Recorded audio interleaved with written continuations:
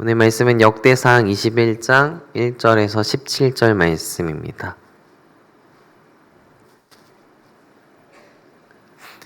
역대상 21장 1절에서 17절 말씀입니다. 한 절씩 교독하여 읽고 17절은 함께 읽도록 하겠습니다. 사탄이 일어나 이스라엘을 대적하고 다윗을 충동하여 이스라엘을 계수하게 하니라.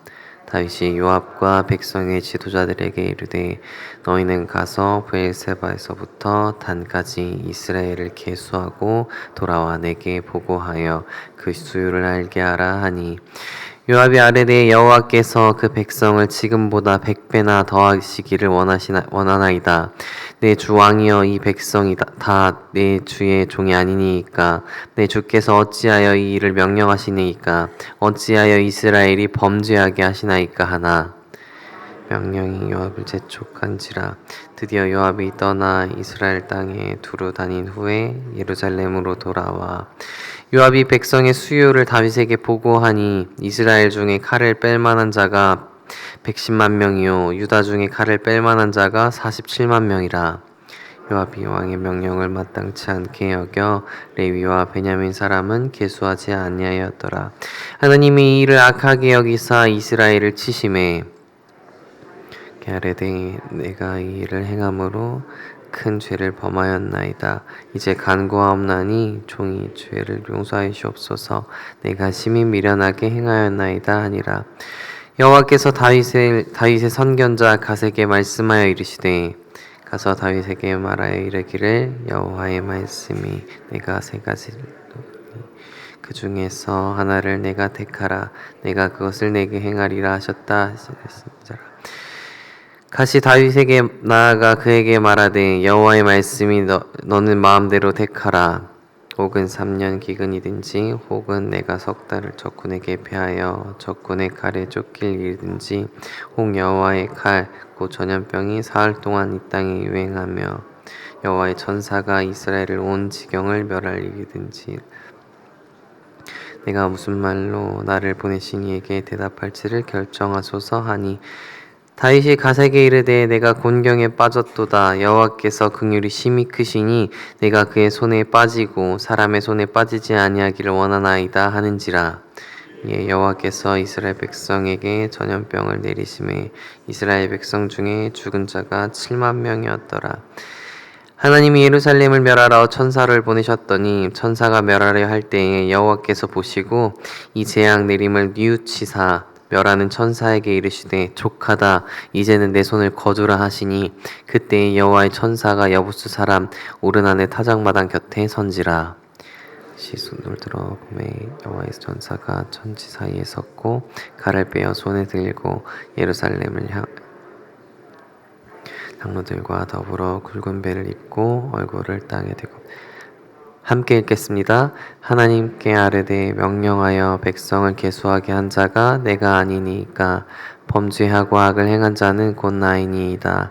이 양 때는 무엇을 행하였나이까? 청하건대 나의 하나님 여호와여 주의 손으로 나와 내 아버지의 집을 치시고 주의 백성에게 재앙을 내리지 마옵소서 하니라. 아멘. 역대상 18장에서 20장은 다윗이 주변 나라들과의 전쟁에서 승리하고 또 세력을 넓히며 많은 전리품을 얻은 성공의 이야기라면 21장은 성전 건설을 준비하는 서론에 해당됩니다. 1절부터 6절까지는 다윗의 인구조사입니다. 1절을 보게 되면 사탄이 일어나 이스라엘을 대적하고 다윗을 충동하여 이스라엘을 계수하니라 라고 이야기하고 있습니다. 그런데 이제 사무엘하 24장에 보면 여호와께서 이스라엘에 진노하시고 다윗을 부추기시고 인구조사를 명했다고 기록하고 있습니다. 사무엘서에서는 인구조사는 하나님의 이제 징벌 수단이며 또 하나님께서 다윗의 마음을 부추기십니다. 그러나 역대상에서는 하나님이 등장하지 않습니다. 다윗을 부추긴 것은 사탄이고 또 다윗은 이러한 사탄의 유혹에 넘어가 인구 조사를 시행하게 됩니다. 서로 상충하는 듯 보이지만 모두 하나님의 주권 아래에서 다윗의 죄와 이스라엘의 심판이 이루어짐을 나타냅니다. 즉 하나님은 이스라엘에 대한 심판의 계획을 이루시기 위해서 이 사건을 허용하셨고, 사탄은 이를 이용하여 다윗을 유혹했으며 또 결국 다윗 스스로가 범죄를 하게 된 것입니다. 다윗은 요압과 백성들의 지도자들을 불러 단에서부터 브엘세바까지 인구 조사를 명했습니다. 단과 브엘세바는 각각 이스라엘의 남북의 경계이며 이스라엘의 전역을 가리킵니다. 대상자는 징집이 가능한 20세 이상의 남자였습니다. 성경에서 인구조사는 광야 생활 초기와 말기에 하나님의 명령으로 시행되었습니다. 각각 가나안 정복과 또 군대 편성과 또 땅의 공정한 분배를 위한 것으로 백성들에게 직접적인 혜택이 돌아가는 일들이었습니다. 반면에 고대 근동에서 인구조사는 주로 군사 또 경제적인 이유로 시행되었습니다. 왕들은 징집이 가능한 병사들의 수를 파악하여서 전쟁을 준비하고 또 세금과 또 노동력 확보를 위해서 백성들의 수를 조사했습니다. 또한 정복한 지역들을 효율적으로 관리하고 행정력을 강화하는 수단으로도 활용되었습니다. 다윗의 인구조사는 겉으로는 그냥 단순한 인구조사로 보일 수 있지만 그 중심에는 다윗의 교만이 있습니다. 하나님을 의지하지 않고 또 자신의 군사력의 숫자를 통해서 안정감을 얻으려고 했던 것입니다. 사탄의 유혹은 다윗과 이스라엘이 하나님께 범죄하도록 만드는 것입니다. 하나님은 다윗의 마음의 중심을 보셨고 그것이 악하다고 판단하셨습니다. 요압은 인구조사를 명령을 꺼려했지만 다윗은 자신의 뜻을 고집했습니다. 죄는 언제나 이렇게 찾아오는 것 같습니다. 작은 유혹, 또 사소한 고집, 또 그리고 하나님의 음성을 무시하는 일에서 시작됩니다. 하나님을 신뢰하는 것이 신앙의 본질입니다. 그러나 우리는 때로는 하나님의 인도하심과 또 공급하심보다는 눈에 보이는 세상의 방식에 의존하려는 유혹을 많이 받습니다. 다윗은 하나님께서 주신 승리 이후 자신의 군사력을 점검하려고 했고 또 이는 하나님보다 자신의 힘을 의지하려는 태도였습니다. 하지만 이러한 교만의 배후에는 사탄의 유혹이 있었음을 우리는 알게 됩니다. 우리는 눈에 보이는 것들에 쉽게 영향을 많이 받습니다. 그러나 다윗의 실수는 이러한 세상의 기준이 얼마나 위험한지를 우리들에게 보여주고 있습니다. 우리가 의존해야 할 대상은 숫자가 아니라 바로 하나님이십니다. 결국 요압은 인구조사를 합니다. 인구조사는 하나님의 눈에 악한 일이었으므로 결국 이스라엘 백성들은 심판을 받게 됩니다. 18장에서 20장은 다윗이 군사들을 정복을 통해 대적들을 쳤지만 이번에는 하나님이 전염병으로 이스라엘 백성들을 치셨습니다. 재앙이 일어나기 전에 다윗은 죄를 깨닫고 하나님께 회개합니다. 8절을 보게 되면 내가 이 일을 행하였으므로 큰 죄를 범하였나이다. 이제 간구하옵나니 종의 죄를 사하소서. 사무엘서는 인구조사 후 다윗의 마음이 그를 쳤다고 이야기합니다. 즉 회개의 마음을 주신 분이 하나님임을 뜻하는 것입니다. 다윗은 크게 하나님께 죄를 지었다고 고백하며 자신의 큰 죄를 용서해 주시기를 하나님께 구합니다. 하나님께서는 선지자 갓을 보내시고 3년의 기근, 또 3개월의 패전, 또 3일의 전염병 3가지 재앙 중에서 한 가지를 선택하라고 하십니다. 선택권을 준 이유는 죄에 대한 자각과 책임을 요구하기 위해서입니다. 또한 다윗이 하나님과의 관계에서 어떤 선택을 할지 시험하는 과정이었습니다. 다윗은 인구조사라는 사람의 손을 택했지만 이번에는 하나님의 손을 상징하는 3일의 전염병을 선택합니다. 이것은 하나님에 대한 신뢰가 회복되었음을 나타냅니다. 전쟁에서는 이스라엘이 적국의 처분을 받아야 하고 또 기근은 오랜 고통을 수반하지만 전염병은 기간도 짧고 무엇보다도 하나님의 큰 긍휼로 재앙이 멈춰질 가능성을 기대했을 것입니다. 하나님의 긍휼은 지극히 컸습니다. 하나님께서는 예루살렘을 멸하러 천사를 보내셨으나 재앙이 백성들에게 임하는 것을 보고 후회하셨습니다.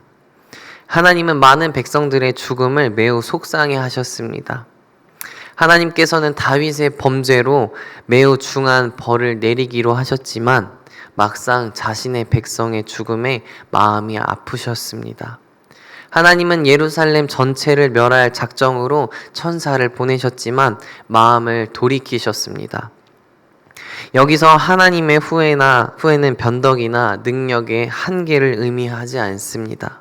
오직 심판의 상황에서만 표현되어 인간을 멸하기를 원치 않으시는 하나님의 큰 자비가 나타나는 것입니다. 하나님의 손을 의지한 다윗의 선택이 지혜로웠습니다. 하나님은 족하다라고 외치시며 멸하는 천사들에게 재앙을 멈추라고 말씀하셨습니다. 16절과 17절은 다윗의 이야기입니다. 다윗은 하나님의 생각을 모르고 전염병을 일으키는 하나님의 사자가 여전히 칼을 들고 예루살렘을 향해 손을 들고 있는 것을 보면서 하나님께서 예루살렘을 완전히 멸망시킬 수도 있다는 것을 깨닫게 됩니다. 그러자 장로들과 함께 굵은 베옷을 입고 하나님 앞에 회개합니다. 자신이 죄를 지었으니 자신과 자신의 집을 치시고 백성들에게 재앙을 내리지 말아달라고 이야기합니다. 다윗은 자신이 저지른 잘못이 무엇인지 정확하게 깨닫게 되면서 올바른 해답을 내놓게 되는 것입니다. 이스라엘 백성은 하나님의 백성입니다. 항상 하나님의 긍휼하심과 또 자비가 선행되지만 우리도 하나님 앞에 엎드리고 죄를 고백할 때 하나님의 긍휼을 더 크게 느낄 수 있습니다. 사람은 쉽게 교만에 빠지며 자신의 힘과 능력을 과신하기 쉽습니다. 하지만 하나님께서는 인간의 죄를 그냥 두지 않으십니다. 교만은 반드시 징계를 불러오며 또 하나님께서는 자기 백성이 의지해야 할 분이 누구인지를 깨닫게 하십니다. 하나님의 심판이 시작되었을 때 다윗은 회개하였고 또 하나님은 그 회개를 들으시고 재앙을 그치셨습니다. 심판 가운데서도 하나님의 자비는 여전히 역사하시며 회개하는 자를 용서하시고 회복시키십니다. 다윗의 회개의 중요한 내용은 나의 하나님 여호와여 주의 손으로 나와 내 아버지의 집을 치시고 주의 백성에게 재앙을 내리지 마옵소서라는 고백에서 알 수 있습니다. 다윗은 이스라엘의 심판이 임하자 자신의 잘못을 인정하고 하나님께 회개합니다. 그는 책임을 회피하지 않았고 자신의 죄로 인해 백성들이 고통받는 것에 대해서 깊이 슬퍼하며 그 심판이 자신에게 돌아오도록 기도합니다. 다윗은 오른 안에 타작마당에 제단을 쌓고 하나님께 번제와 화목제를 드립니다. 다윗의 회개는 실행하고 또 대가를 치르며 헌신하는 방식으로 이루어집니다. 참된 회개는 단순한 감정의 후회가 아니라 삶의 변화와 헌신으로 이어져야 합니다. 역대상 21장이 겉으로 보기에는 단순한 인구 조사의 이야기처럼 보이지만 그 깊은 본질에는 인간의 교만, 또 하나님의 주권, 그리고 긍휼의 회복에 대한 강력한 메시지를 담고 있습니다. 다윗은 수많은 전쟁에서 승리하고 나라가 안정되자 자신의 힘을 점검하고 싶었습니다. 그러나 하나님께서 주신 승리 뒤에 하나님의 손길을 망각하고 인간적인 계산과 판단과 인구조사를 시행했을 때 그것은 교만이 표현되었고 결국 하나님의 심판이 임하게 되었습니다. 그러나 놀라운 사실은 하나님은 이 심판 속에서도 회개하는 자에게 긍휼을 베푸셨다는 것입니다. 하나님은 백성들의 죽음을 안타까워하시며 재앙을 거두셨고, 또 다윗은 자신의 죄를 인정하며 백성들 대신 자신에게 벌을 내려달라고 기도를 했습니다. 그것은 단순한 말로 회개한 것이 아니라 행동으로 또 헌신으로 제단을 쌓는 예배로 자신의 회개를 증명했습니다. 다윗은 오르난의 타작마당에서 제단을 쌓고 하나님께 제사를 드렸습니다. 그 자리가 훗날 성전이 지어질 자리였습니다. 회개가 새로운 하나님의 역사의 출발점이 된 것입니다.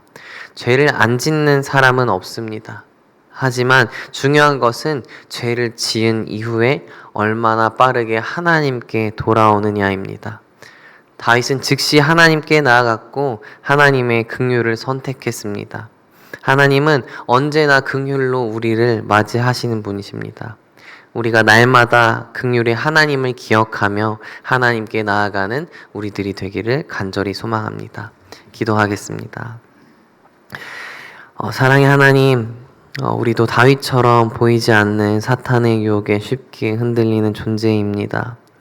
때로는 내 힘을 믿고 내 성취를 바라보며 하나님보다 숫자와 계산을 의지했음을 고백합니다.